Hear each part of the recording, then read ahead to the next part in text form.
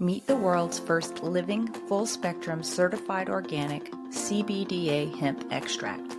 Nessa's hemp oil was extracted from seed to bottle without chemicals, solvents, or heavy metals, and it surpasses world-class standards for purity. This pure and powerful CBDA has been proven to reduce aches and pains, ease mental tension, and promote better sleep. To get yours today, visit the Shop Our Partners page at freedomstate.us. Good morning, everybody. Welcome to For the Love of Freedom. We're pre-recording this interview on Monday, November 10th. It'll be airing on Wednesday, November 12th at 10 a.m. Central. We'll be streaming on Voice of the People, USA TV and radio network, on Rumble, X, YouTube, and Facebook. Wherever you're watching or listening, please like it, share it, leave us comments so we know what you think. If you have ideas for other guests that you'd like us to have on, leave a comment. A reminder that you can always catch us on the audio-only podcast platforms the day after the live interview. Well, I'm your host, Danielle Walker, and on this show, we meet people who have rejected the status quo, who've broken with convention, who've broken with the belief that the TV or the textbooks tell them the truth, and each of my guests, in their own way, are working to bring freedom to the world. Dr. Rich Olree is my guest today, and I have so been looking forward to this conversation. Let me bring him up. Hey, Dr. Olree. Good morning, Danielle. Thank you for having me today. It's a pleasure. I'm going to give you a proper introduction.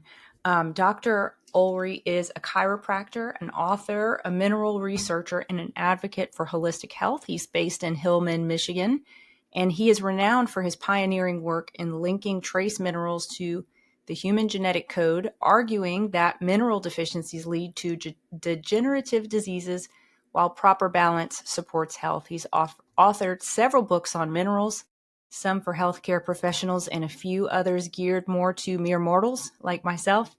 And in his practice, Dr. Olree makes house calls to Amish communities in Michigan, provides nutritional consultations worldwide, and he's been doing a lot of work to remineralize the soil in Amish country as well. He founded Hillman Health Foods to address gaps in access to quality supplements and educate on mineral-based wellness. Well, I learned about Dr. Olree from someone who left a comment in the State of Freedom YouTube's channel chat, and that took me down a rabbit trail for which I am extremely grateful. Welcome to the show, Dr. Olree. Thank you. Thank you. It's a beautiful day to be alive, isn't it? It is. It is colder there than here for sure. It is. You know, when in Genesis it talks about God making the stars, and out of all the stars come all the minerals that we call the periodic table. And I use a periodic table that's about 100 years old from a gentleman named Walter Russell. And he actually predicted the existence and named all the subatomic particles, which I found fascinating 45 years ago. And that's what I've been working with ever since. That is incredible. Well, I want to get into that, but before we get into it, I'd love to frame out the show with a scripture. I do that for every episode. And the scripture I have for us today is Psalm chapter 119, verse 79. And it says, "May all your lovers follow me as I follow the path of your instruction." And I love that scripture for this episode because you have had spiritual encounters that brought you some very important insights. And you're healing people all over the world with what you've learned. And I really hope, and my prayer for this episode today is that by the end of this conversation, people will be encouraged and feel empowered to pursue their own healing through the path of instruction that the Lord has led you down. It's been an interesting path. I walked into a drugstore with my mother when I was 4 years old, and I walked up to a book, and it was called The Book of Rocks. And my mother looked at me and she said, "Do you want that book?" And I said, "Yes, I do." And I still have it on my bookshelf. So my interest in minerals started at the age of 4. And I went off to doctor school thinking I was going to learn a lot of things. And well, it led me down the path. I was disappointed that I didn't learn as much from the institution I went to, but it put me in the environment where I could learn a significant amount of information. And then the reality set in as you get into practice. Now you got to start healing people. And that's when the true adventure began, is to look at all the different minerals and how they affect the human body. How did you ask that initial question about the minerals? affecting the human body?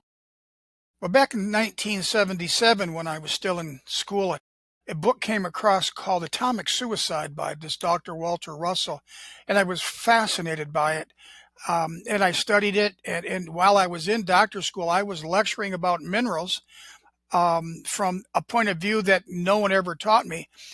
And over time, to become an expert, you need about 30,000 hours into whatever subject you're going to do. And by the time I graduated, I already had about 5,000 or 6,000 hours of studying the minerals and getting a good idea. And once you get into the real world and you start looking at individual minerals, it was like every 6 months I got to a new mineral and would see a new deficiency. And in a way, things go in cycles. And I started looking at these cycles in the spring, summer, and fall, how different groups of people came in with similar objects. Just like we respond to the sun coming up and the sun going down, as the days get longer and shorter, how our body regenerates became a real big issue. And then I had a real off-the-world type dream, and I came up and I was able to link the minerals, the subatomic particles, to the standard genetic code, into the circadian cycles of the acupuncture meridians.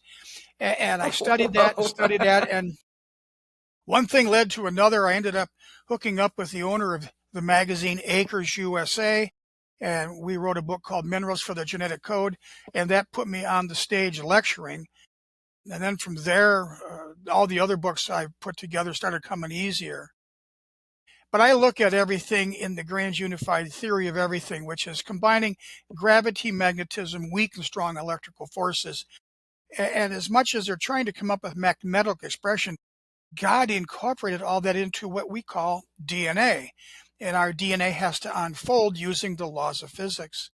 And I come up with a real basic formula as to what the most primary minerals are to keep our DNA replicating in an orderly fashion. And I ended up realizing that iodine and selenium, magnesium, and a trace mineral called boron are the key to having the best DNA replication through what's called messenger RNA. And a lot of people now know of RNA because they unleashed a tidal wave of vaccines that are RNA based, and they're playing God, but they didn't use the laws of physics in what they're doing. And now we're struggling with illnesses around the world based on shots that were ill-conceived and are defying the laws of nature. There is so much to unpack there, but I kind of want to go back first to that dream that started unraveling the mysteries of the genetic code as it connects to minerals. How would you describe that dream, if you even can? I know some are very difficult to describe. Well, you have dreams, then you have lucid dreams. Now, this is one of those they classify as a lucid dream, where you're aware it's a dream and you're aware you're going to interact within a dream.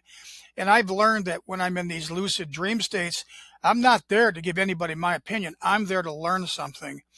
And I was taken, at least I believe I was taken, into what was called a vault of magnetic knowledge off the coast of Aruba. And I remember being in there, and I remember coming out saying, that's going to take 20 years to write this information down. And I've been writing for 45 years. And when I first came out, I made a master chart that hangs in my living room, which I've never let it be photographed. It's my little scroll. But I've been using that as a guiding force that was given to me to understand how the human spine works, how the fluid of the spine works, what's in the human spine, how it controls over half your genetic code, and the importance of a chiropractor moving vertebrae and changing the electromagnetics of people and allowing the DNA expression to be enhanced through chiropractic care. And when imbalances continue to occur, I do a deeper dive into minerals and the analysis of minerals. And I do it primarily through the hair tissue mineral analysis, or a hair test. And the one book called Chiropractor's Metabolomic Handbook of Cerebral Spinal Fluid, this was all based on the University of Saskatchewan. And this has got a metabolomic division. And they analyze cerebral spinal fluid. And it turns out that... What does metabolomic mean?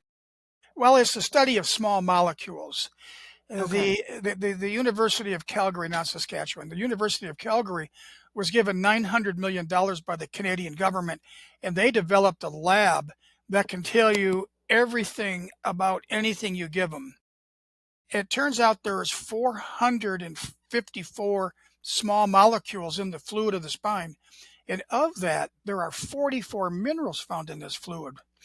And when I had found this book in 2014, Minerals for the Genetic Code, my first book had been out, and I had talked about a lot of minerals in that book that people didn't even, they'd have to go look at the periodic table and say, well, what does this have to do with the human Yeah. body? Well, all these minerals were found in the brain. So I ended up taking 4 years of my life, and I made an 800-page book about everything found in cerebral spinal fluid and every gene associated with the movement of this fluid. Well, it turns out that 12,000 of your 21,000 genes can be directly affected from the fluids that move down the spine, which is replenished every 8 hours. That helped me create the best understanding possible I can.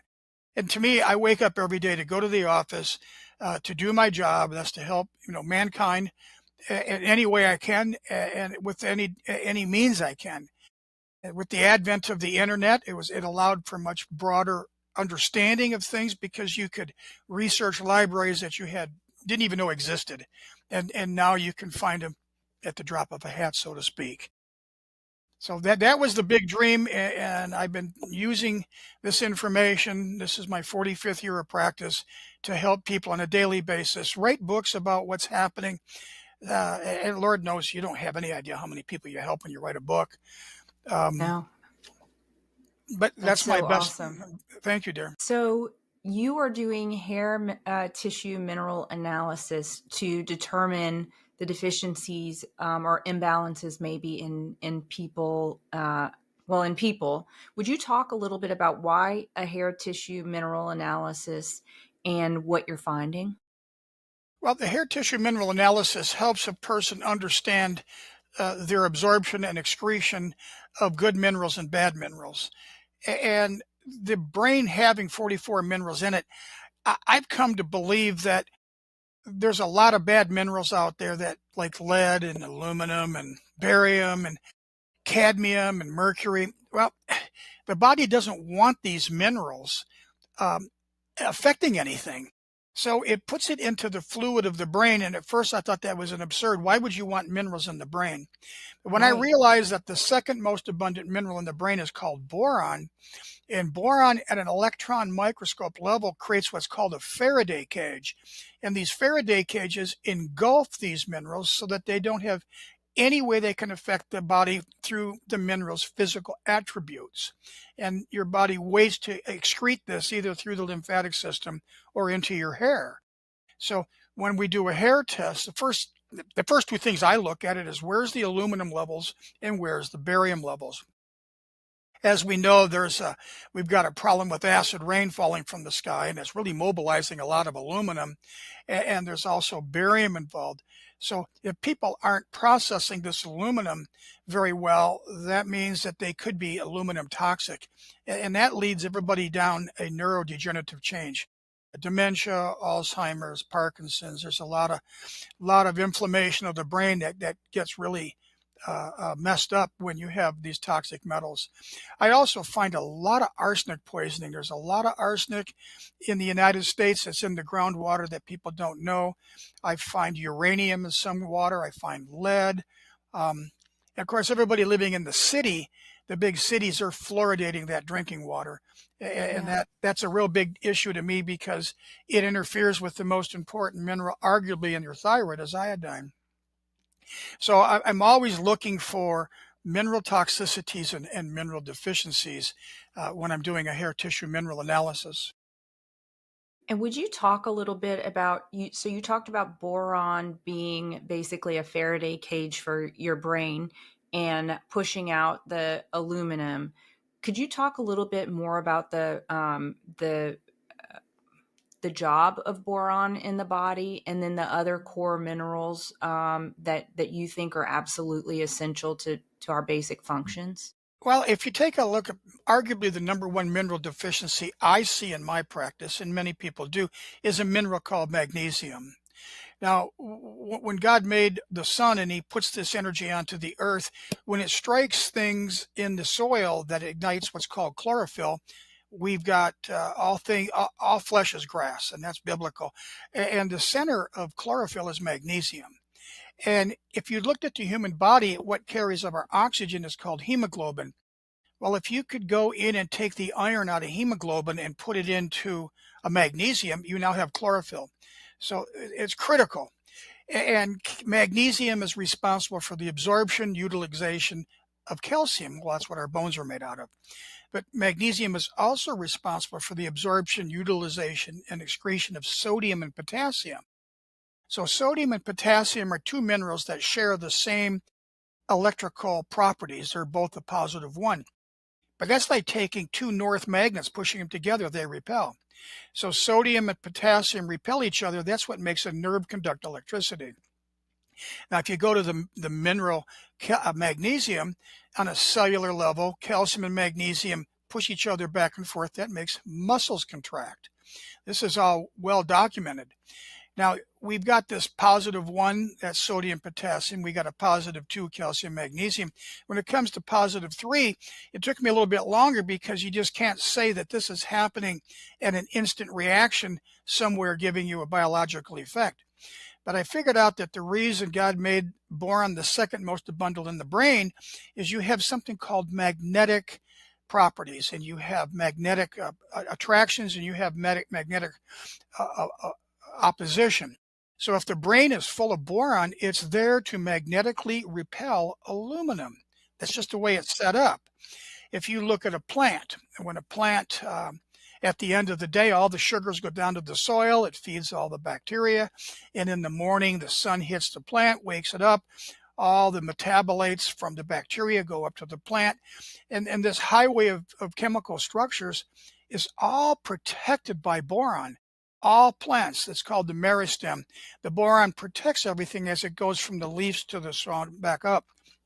Our brain is very similar, but we've had an encounter with something called Roundup. And Roundup is known as glyphosate, and this causes your gut to become leaky. It's an antibiotic, and it messes up your ability to actually utilize your food substances. And it also puts holes in your gut. That's theorized that one of the big reasons for leaky gut. And I've read articles where leaky gut from Roundup will actually make the coatings of your brain leak at the same time. And these holes in your cerebrospinal fluid containment called the meninges is large enough to let aluminum cross into the brain. And then when the aluminum goes in, it magnetically repels all the boron out of the brain. Similar to calcium contracting, magnesium relaxing, potassium relaxes and sodium contracts. Well, boron's a relaxant, but when the boron disappears out of the brain and the aluminum takes over, the whole brain goes into a state of contraction, and then you don't get nutrients coming in and out of the brain and spinal cord. And these contaminants build up, and it starts to cause pathological changes. So it's very important that we have a really good balance of minerals and an understanding of what minerals we need to get out of the body and what minerals we need to put into the human body. And I rely heavily on the hair tissue mineral analysis to give me an understand what's happened to your body in the last 3 months, because that's about how long a hair test is good for describing what's leaking out of your lymphatic system or your glymph system in relation to a hair tissue analysis, the results you're looking at. Okay. Have you seen anything interesting or surprising from people who've had surgeries with maybe they had pins put in, or people who have maybe fillings in their teeth? Is that showing up in your mineral analysis? Oh, yeah. When you see mercury, you know that's 90% going to be probably from amalgam fillings, because they are 55% mercury. That's a no-brainer. And everybody's like, well, I'm going to have all that taken out. It's like, well, okay, well, what are you going to put in? And people don't comprehend that the white composites that they put in there, now you're chomping on fluoride. So the devil's in the paperwork there. So you get all these composites put in, and now you're chomping on fluoride, and that's anti-iodine. Um, so I look at this as like, okay, well, if you take a lot of selenium, you can keep the mercury moving through you, but you got to then take a lot of iodine to keep the composites going through you. So now if you have a mixture of composites and mercury in your body, you've got to make sure you have a lot of iodine and selenium trying to help protect you from these minerals that are basically, you're chewing them and they're swallowing them and you're putting them through. That's a no-brainer. We do see a lot of lead, and we see a lot of cadmium. We can always tell a cigarette smoker because they'll just be full of cadmium. And then we see a lot of arsenic. And if they don't live in an arsenic area, people have given up the tobacco, I should say the smoking tobacco, in lieu of chewing tobacco. And chewing tobacco has a lot of arsenic, and that usually will lead to some type of kidney bladder cancers down the road if you can't talk them out of it or help get them detoxed. I hope that answered your question. Yeah. And if you're seeing people with like hip replacements and pins and things like that, what is that is that going to lead to negative effects in the mineral balance in your body? Well, there are. I live in an aged community or sleepy, a bedroom community because in northern Michigan there's a lot of retirees. So I do see lots of shoulder replacements, hip replacements. Being a chiropractor, there's some you can't fix that are so bad, and then they've got lots of pins and screws, and it's either made of a stainless steel or there's a lot of titanium in them. Um, so if I'm looking at a person's hip and I'm going, that hip is going to be replaced sooner than later. Um, then if you have to weigh in, does a person have soft bones? The people that have soft bones, when they do a hip replacement, they might put 2 or 3 or 4 screws in to hold that hip in place. And then now you've got 3 and 4 times the amount of potential dissolving of the screws because the body just looks at this as a foreign material. And you Yeah. do see higher levels of titanium in people's hair tests when they've got this. And if they've got a good working immune system, and it can handle it. But I would say 2 out of 3 people walking the face of this earth are selenium deficient. And selenium is the number one mineral that your body uses to pull all these heavy metals out with. So that becomes problematic when so many people are selenium deficient to successfully detox. And if a person's really bad, you do it. You do whatever workup you're going to do, and then you check the hair in 4 months, and then you can check the hair again, and keep an eye on how it's going. I had one lady that was extremely demented when I first met her, and it took 2 years to get all the aluminum. I'm sorry, we got all the lead out of her, and she's got her life back. Wow. It was very interesting to watch the process of not even know how to wipe your backside to going into a public library and looking for all the porn and knowing the board of directors' names and telephone numbers within a 2-year period. It's not like taking a Tylenol where you get an immediate change in your body, but Right. detoxification takes lifestyle change. You've got to look at your water supply. You've got to get clean water. You've got to get organic. You got to get them to understand if it's not organic, you got to panic about what you're going to eat and what you're going to drink and the air that you breathe. Very, Wow. So very she went critical. from being literally almost unable to take care of herself to being like an advocate, When her husband came in, an she activist. says, I absolutely have to help her in the bathroom. And I'm like, holy mackerel. And she knew something was wrong. To It was the last the year and a half we got the new boron from Global Healing, and we put her on that, and she had such a dump of aluminum in a hair test. I've never seen as much aluminum in a person, from showing none Wow. for 3 hair tests to just absolutely an outrageous amount. And that's when her brain turned back on. That And is she amazing. made the front page of the Alpena paper as an advocate in the library seeking out naughty material.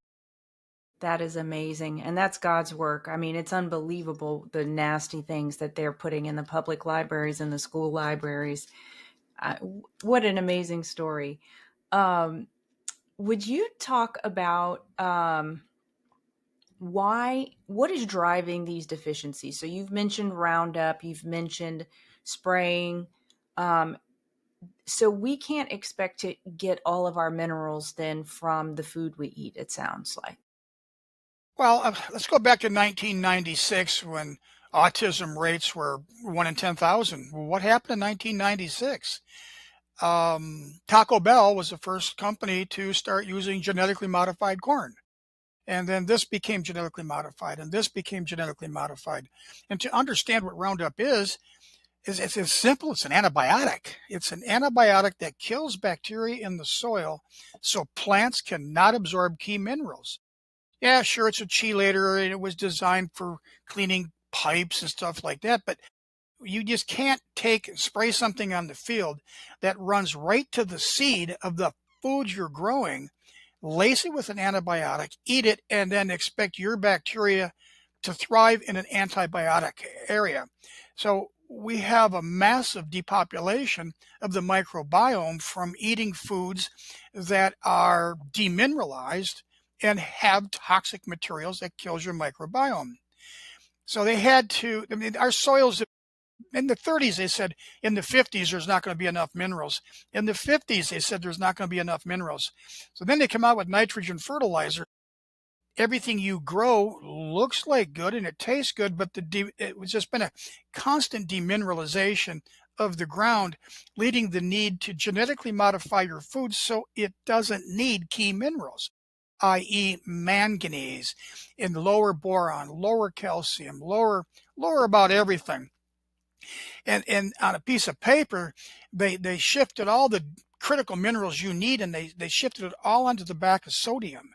So most of the genetically modified foods are very high in sodium compared to other minerals, and it burns out the animals they're feeding this to. That burns out their kidneys, it burns out the lining to the stomach, and then they're processing basically sick animals for us to eat.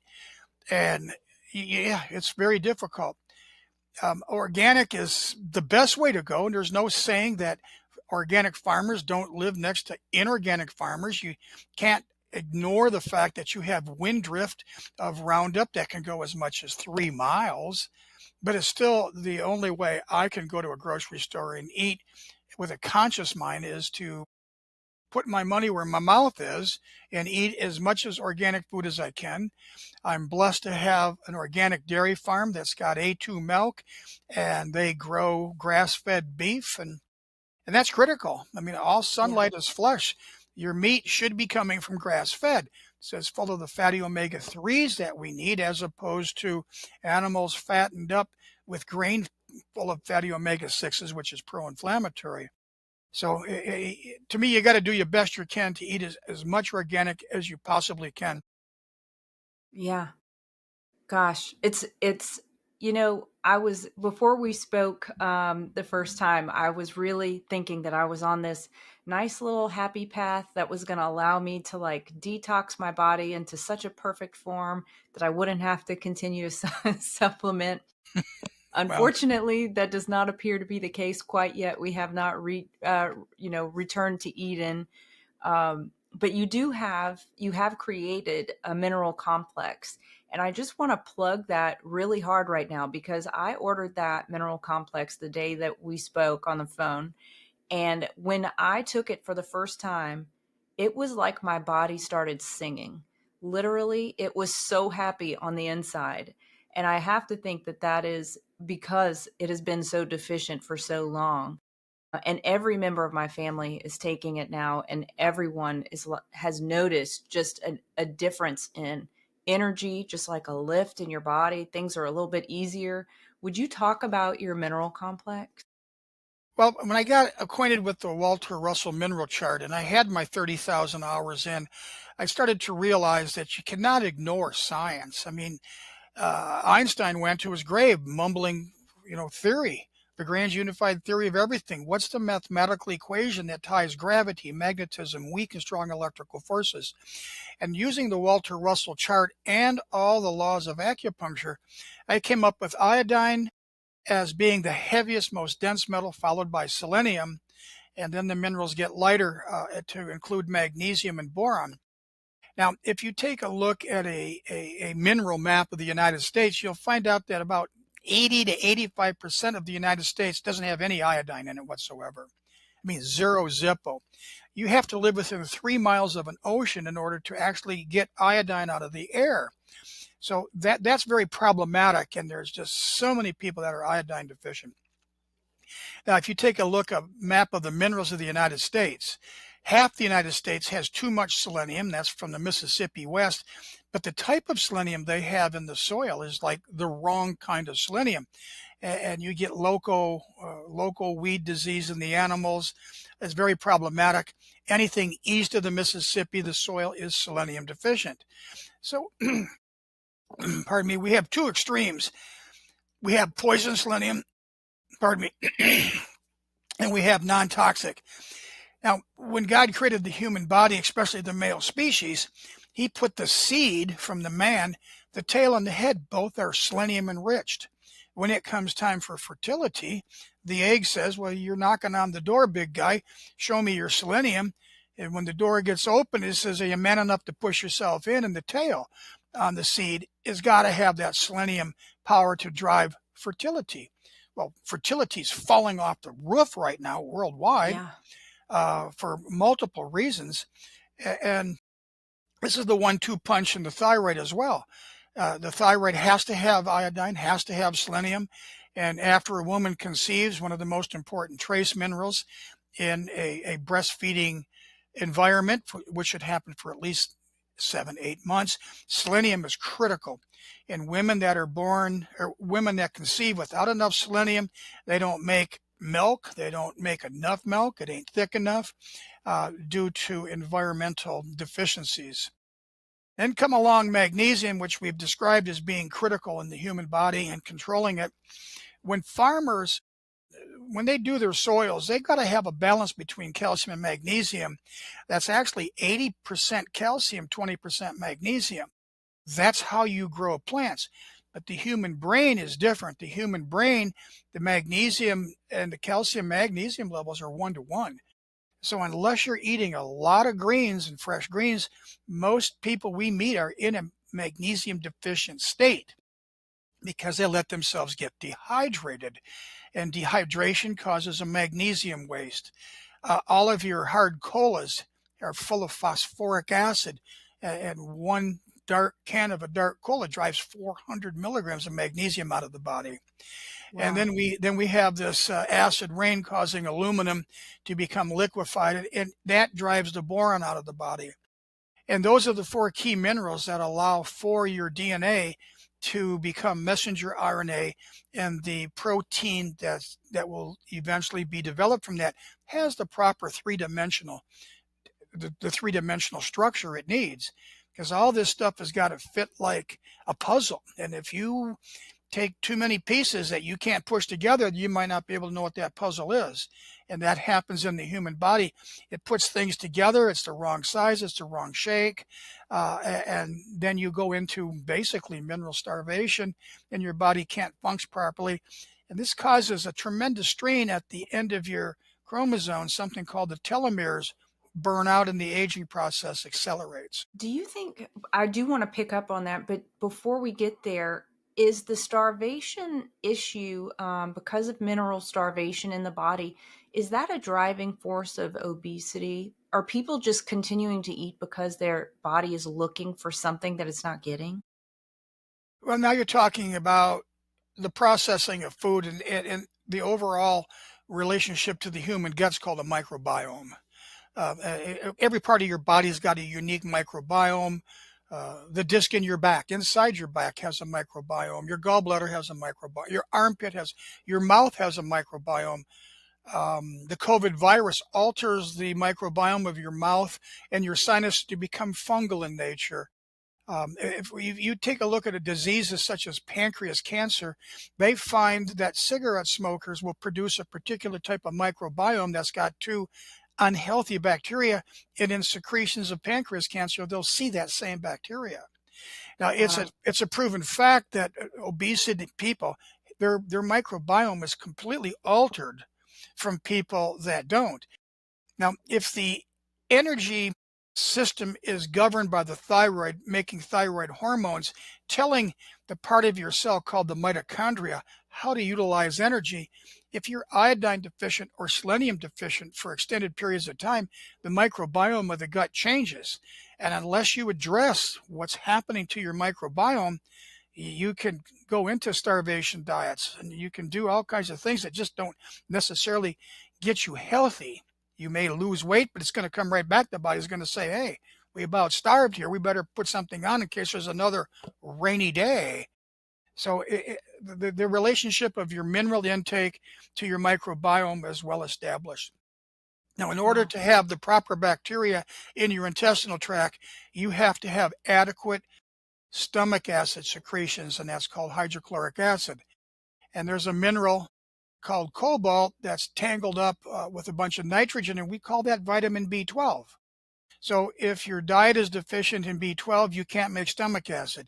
If you don't have stomach acid, you can't absorb cobalt to make vitamin B12. And that's the start of the digestive tract. If you don't have enough hydrochloric acid in your stomach to kill all the bacteria that should not pass the stomach, then your intestinal tract gets diluted with the wrong kind of bacteria and they become parasites. They're living for their benefit, not necessarily yours.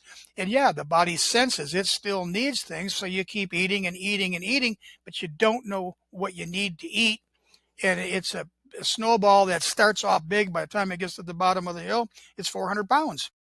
Wow. Would you talk for a minute? You mentioned that the COVID infection would give people or the COVID virus gives people a fungal infection of the sinuses. Would you talk about that a little bit, and how do you heal from that? Well, that's right now. 80% of the population has taken the shots. I think every human being on the face of the earth has the COVID particle. It's a glycoprotein. It's also self-replicating in the system. That becomes very problematic. However, this glycoprotein got its whereabouts, the side effects to me were startling. 2 papers came out and it said that the ability to live and die in the presence of COVID was probably dependent upon the mineral selenium. Between both papers that I pieced together, and I wrote a paper for myself to understand. I called it Selenium and the Covicide Massacre. In the human genome, you got 21,000 switches that they're called genes. They're basically on and off switches. And there are 24 genes associated with the mineral selenium. 2 papers came out. When I combined them, 8 of the 24 genes associated with selenium they're killed off. They're not working. They're not functional. And that became very problematic because the brain has a lot of selenium genes in it. So the COVID virus alters the microbiome of the nose and the mouth to go fungal, which puts it into a state of inflammation. And then this glycoprotein can transgress into the olfactory nerve and get into the brain.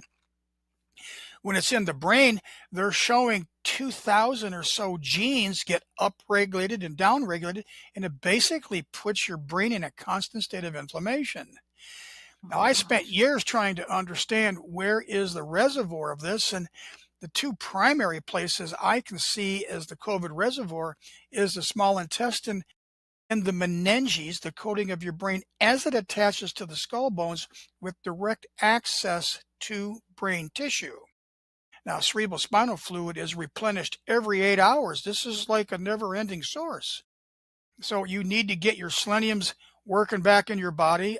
You need to get control of your microbiome of your body, particularly of your mouth and your nose, and that's done with either trial and error, or you just start eating a lot more foods that people have made by making their own probiotics, or having stool tests and find out what that compost is looking like, what's growing that shouldn't be growing, and more importantly, what's not growing there to digest your food. Wow. That's terrifying, Doc. Meh. Talk about the telomere aspect of the COVID virus. What I thought was interesting is way back, when I say the Wayback Machine, I'm talking about when COVID hit the scene and the big shutdown occurred. Okay. And suddenly you're getting paid not to go to work. And I had no idea what was coming at us. I knew they were going to come out with some type of shot that I would never take no matter what, but we didn't have any idea what was going on, and they shut us down. But what I realized is the word comorbidity. When I looked at comorbidity, I'm like, well, okay, what's a comorbidity? Well, let's see. Did you go to Vietnam? That's a comorbidity. Did you get in the Gulf War? Are you diabetic? Do you smoke cigarettes? Do you not sleep good? Do you have heart disease? All these things are called comorbidities, and aging is a comorbidity when you're old enough. And what I seen in all of it was they all had one thing in common. They had short telomeres. Oh my gosh, what's a telomere? Well, it takes energy for your DNA to respond to a need. Now, if we back up and talk about your DNA coil, DNA is a coil. And from what I can see, energy enters the body at 4 a.m. and the coil starts to expand. And it expands to 4 in the afternoon when a switch is thrown, then it starts to contract.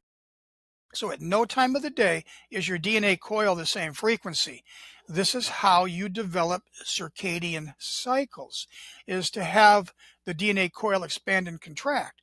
Now, once the DNA is signal, whatever the chromosome is, there's a signal to make a housekeeping protein or make an antibiotic. It doesn't matter what it's got to make. The DNA has to respond. And you got all these genes, and the energy for the replication comes from the power pack called a telomere.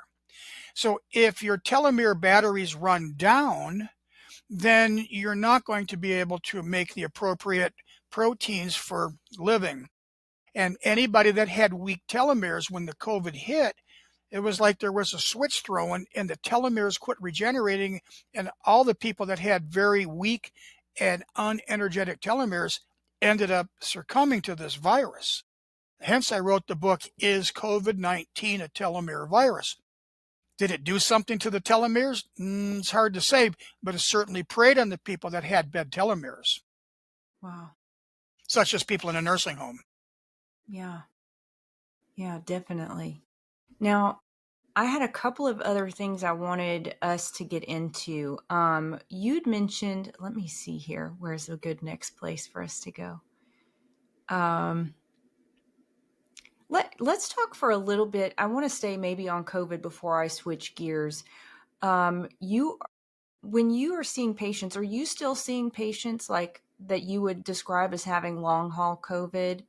And what are you recommending for them? Are you having any luck treating them? Well, long haul COVID could be anything related to a selenium imbalance. The people that took the shots, i.e. the COVID shots, there are papers out there saying within 30 days, a particular group of bacteria no longer existed in their gut. And this group of bacteria is called the bifidobacteria. And the bifidobacteria are responsible for creating the selenoproteins that your body needs to absorb from your gut for maintenance. You have 21,000 switches, and these switches are turned off and on by something called methylation. And selenium is in control of the methylation of the process. When I read those two papers, I went, oh my goodness, what am I going to see coming through the front door? It took me an entire summer of off time. Created a list of every disease known to man, every cell in the human body and every part of the cell, and I challenged all these words 24 times. That's the name of 24 selenoproteins in the human body, to see what direction research went into. I came to the conclusion that you're going to see 70% of every disease known to man go off the rails because of the genetic manipulation and the usage of selenium. I'm seeing it all the time. People are coming in with some really good diagnoses that really do not describe the reality of the problem. An example is a 63-year-old lady comes in and she says, I've been diagnosed with a genetic problem. I go, really? I says, "What's the name of that gene?" And she tells me, and I have my computer on and we have a big screen, and yep, that's it. And I says, "Okay, that's the gene at age 63 decided to not work on you." She says, "That's what they're telling me." So I took that gene and I put it into publicmedicine.gov and added the word COVID-19, and there were 265 papers. First paper I pulled up says COVID shuts this gene off. I said, "No, that's not a genetic modification. That's just an on and off switch that's not working."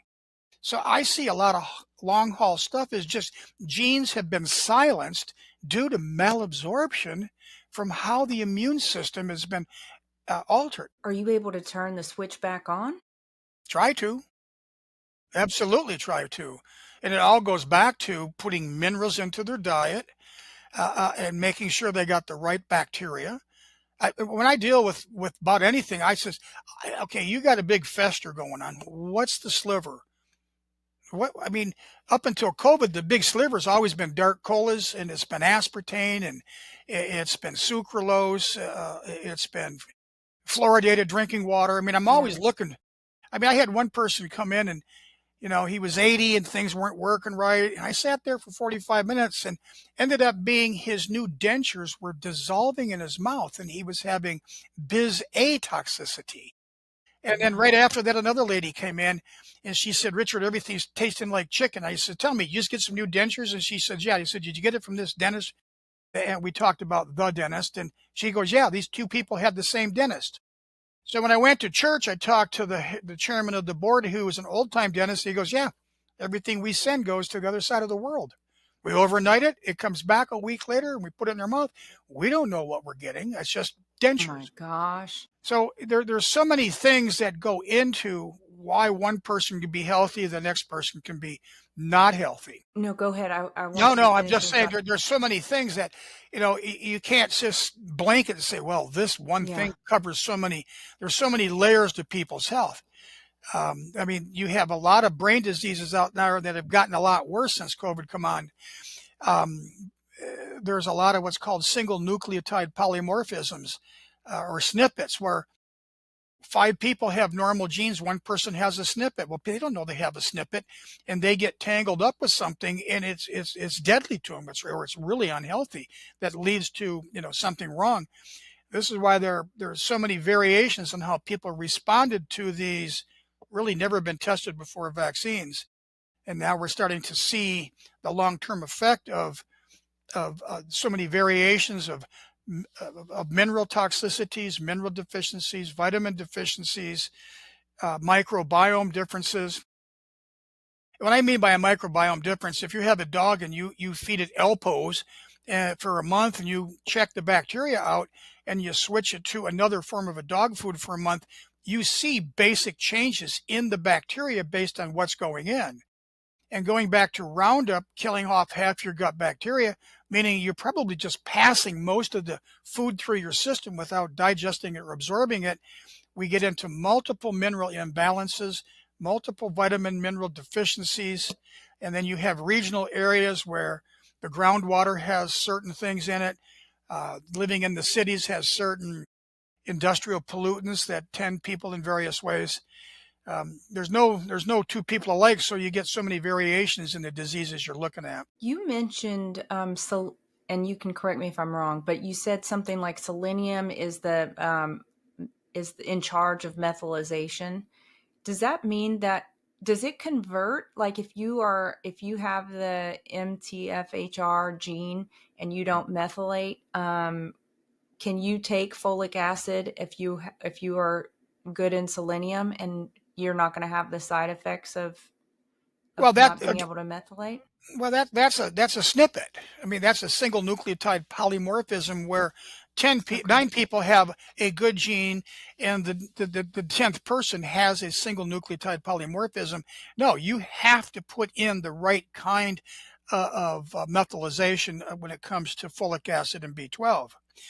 Now, in the human body, you have something called single carbon metabolism. That's the basis of the food chain for the rest of the gut bacteria. So we have a group of bacteria called bacillus. There's Bacillus subtilis and a few of his cousins and brothers that live there that create single carbon metabolism. Okay, so single carbon metabolism is the creation of folic acid, B12, and glutathione. And glutathione teams up with selenium to control methylation throughout the body. Vitamin B12 has to be working so that you can limit the type of bacteria that grow in your intestinal tract. And folic acid is there, again, as a helping hand to give the metabolites for the rest of the gut bacteria so that the conversion of your food to biological processes that regenerate your body is working. You start taking too many pieces out of the puzzle, then the puzzle falls apart at the seams. I've been seeing a lot of people supplementing glutathione. What do you think about that? And is there a way to overdo that? As a rule, you can't absorb it. Your body has to make it at the brush border, and you have to have selenium present to stimulate the glutathione. The precursor to glutathione, one of the most important precursors, is NAC, N-acetylcysteine. And if you take a look at your hair is full of cysteine. Cysteine assists in heavy metal detoxification. That's why during the height of COVID, NAC was utilized to try to get the glutathione being made again. Because in the two papers that talked about the selenium genes being turned off, it also shut off glutathione synthetase. So your body couldn't even make glutathione. That was a real big problem that was overlooked by a lot of people for quite a while. Now, if you are dealing with someone who has not had a COVID shot, but maybe has had COVID or is in regular contact with people who have had the shot and they're worried about shedding of the spike protein, do you have any thoughts on how they can protect themselves from kind of contact with their patients, or, if they're a bank teller or whatever their job might be? The only way I know how to protect yourself is to make sure that you have adequate iodine, selenium, magnesium, and boron so that your immune system can do its job. You have to have the right bacteria growing in your gut so you can take hits. The shedding thing was a big deal to me. For 2 years when COVID started, I wouldn't let you in the door if you took a vaccine because I had no idea if you were shedding or what you were shedding. And Wow. recently there's been speculation that a light used in Michigan to look for Uper rocks on the UP of Lake Superior is photoluminescence of possible nanobot technology coming out. And this light comes out of 365 nanometers. And when you shine it on people, you're starting to see a lot of orange, and it's speculation that this is nanobot technology, but we have no confirmation on it. But I looked at a lot of patients with this, and I'm seeing this type of a phenomena on about 70% of my patients. And the ones that don't represent the possibility of this nanobot technology shedding are people that don't go anywhere. They just never left their house. They're older. They're very isolated. They don't go to church. They watch it on TV, but they're not sitting next to people. They're not. And the people that have been the worst from the circle of friends I have with are your hands-on healthcare practitioners that are touching lots and lots of people. They seem to have a much higher burden of this shedding effect. Goodness. Now, I want to switch gears here just for a second and talk again about fluoride. I live in a place where fluoride is put into the water system. We do have a reverse osmosis water purification system. But what I've heard is that fluoride calcifies the pineal gland. And I've also heard that the pineal gland is a central part of our ability to discern and to connect with God. So if it's true that fluoride can calcify this and obscure that, is it also true then? And so this is a lot of ifs, but if it is true, is it also true that there are minerals that would improve our connection to God?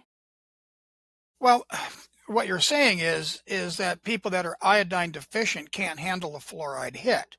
Now, when people come in and they're sick, so what's the first thing I'm going to do? Well, do you use underarm deodorant? Well, I do. Well, then quit sticking aluminum in your armpit because we can pick it up in the hair. But when it comes to the fluoride thyroid iodine connection, I say, look, are you using toothpaste? Yes, I am. Is it fluoride free? Well, I don't know. Well, that means it is. They're not going out of their way to buy fluoride toothpaste. I say, do you use dental floss? Well, yeah. Well, do you understand that the FL in the word floss means fluoride? That means you're taking some string that's fluoride encased and you're running it through your teeth and you're swallowing it. Now, Danielle, you may not be old enough, but when they first come out with fluoride toothpaste, the TV commercial said, our toothpaste has fluoride. Fluoride kills the bacteria that causes tooth decay. Wait a second, that just told me that's an antibiotic. Now you're going to change the microbiome of the mouth by sticking fluoride all over your teeth. That alters your microbiome of your mouth. That alters the microbiome all the way to the deposit into the toilet when you're saturating the body with fluoride. Now, if the body is now sucking up fluoride instead of iodine, the electron valence in the understanding of DNA, it actually thinks fluoride is iodine and it plugs it into the hormones in the body. But because the size, the shape, and the energy is so much different, the three-dimensional structure of your thyroid hormones are the wrong size and shape and can't be utilized. And you can say, look, I've got goiters, my eyeballs are popping out, I put on 50 pounds in 6 months, I can't remember my name, and my hair is falling out. I think I got a thyroid problem. They go, well, we've run your blood, you're okay, there's nothing wrong there. Maybe you need Prozac. Maybe you need more fluoride in your body. Now there's a company, you can drink a slug of iodine and you can pay them a little bit of money and then you can collect urinary byproducts for 24 hours and they'll tell you if your body is iodine saturated, if you're pushing too much chloride, fluoride, or bromide through the human body, and you can be tested for these toxicities and then you can go on a regime to understand how much to take, when to take it. And then you can keep testing yourself for iodine saturation. Now, iodine is so powerful that if you take it, it could get you into a lot of trouble real quick. Now, we had talked about your mom. Maybe I shouldn't say that, but being involved with taking some iodine supplements. Well, the doctor we talked about, he did some studies. This is Dr. David Brownstein, did some studies, and some people would respond to iodine really good. Other people would take iodine and they'd get sick. I mean, sick as a dog. And what he found is that as fast as the iodine was going in, it was releasing bromine into the bloodstream, and bromine is very toxic. And as the iodine peaked out, so did the bromine. And when the iodine levels went back down, the bromine levels went back down. So some people are really high in bromine. That would be anybody that used to drink Mountain Dew. Mountain Dew was full of bromine. Seltzer, bromated bread. There's a lot of ways you can build the bromine up in your body. So I called Dave up and I says, hey, Dave, where's all this bromine stored? He says, well, wherever halogen is. I says, you don't really know. I says, I think I figured it out. When I wrote the book, A Chiropractor's Metabolomic Handbook of Cerebral Spinal Fluid, there's a ton of bromine in the brain. And when your body gets a good slug of iodine, it pushes the bromine out of the brain into the bloodstream. Now, if your kidneys can't handle it and you excrete it, it just ends up back in the brain, which is why some people can react really negatively to taking iodine. Wow. So if you know David, he's always like, you got to put salt water in your body because the chloride in the salt will push the bromine through the kidneys into the toilet. But this is why some people can react negatively to iodine. And there's another group of people, because iodine is so powerful, if it's in a shrimp or anything with a shell, it affects the calcium of the body and it throws their heart into a hyper state. So we don't tell anybody just to grab a bunch of iodine and take it. You need to get into the hands of a good alternative practitioner that's experienced and that can guide you through this type of stuff. And the hair tissue mineral analysis that's offered by one company out there, it's too volatile. I don't trust it. I prefer the urinary analysis of absorption and excretion in relation to other halogens. Okay, awesome. So if you take enough iodine, if you're not iodine deficient, then you're not going to have a calcified pineal gland. Well, if you said, okay, what's the number one cause of heart disease? Well, heart disease is what? Plaquing of the arteries, hardening of the arteries, It's an iodine deficiency because the oils go rancid and their body goes into a state of inflammation. And anytime you have a state of inflammation, the body says enough is enough. We're just going to calcify this tissue. So if the pineal gland is calcifying, it's not any different than calcification in your big toe or your low back or your neck or wherever your body's got chronic inflammation. Chronic inflammation leads to calcification. I mean, biblically, somebody turns around and they turn to stone. I mean, that's kind of what you're getting. It's just the slow stone effect when you're in chronic inflammation. I don't care what the disease is. You can usually go back and track it down to some chronic inflammation from an imbalance of some nutritional need or toxicity that the body doesn't need, triggering chronic inflammation. Just fluoride is more sensitive to the bromine and iodine levels of the brain. So if you were going to encourage anyone watching to just take one step today on how they could improve their overall health, what would you recommend they do? Eat organic or panic. Get rid of the fluoride toothpaste, get rid of the dental floss, get rid of your Teflon coated frying pans, get the aluminum out of your face. Go to whatever city you're in, type in the city of nowhere water quality report and find out what the people generating your water have actually got into it. There are many cities that add aluminum to the drinking water as well as chloride and fluoride. But there's no such thing as water. Well, I've got groundwater. I said, I don't mean nothing to me. Our environment has gotten so polluted that you don't know what's in your water. To me, water's not tested until it's tested to be water.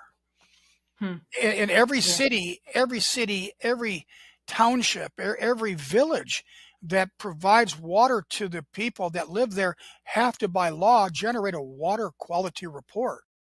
And that's critical. And then the other thing is your house clean? Do you have moisture in the basement that would lend you to have much higher mold and yeast in your body? That people don't know about.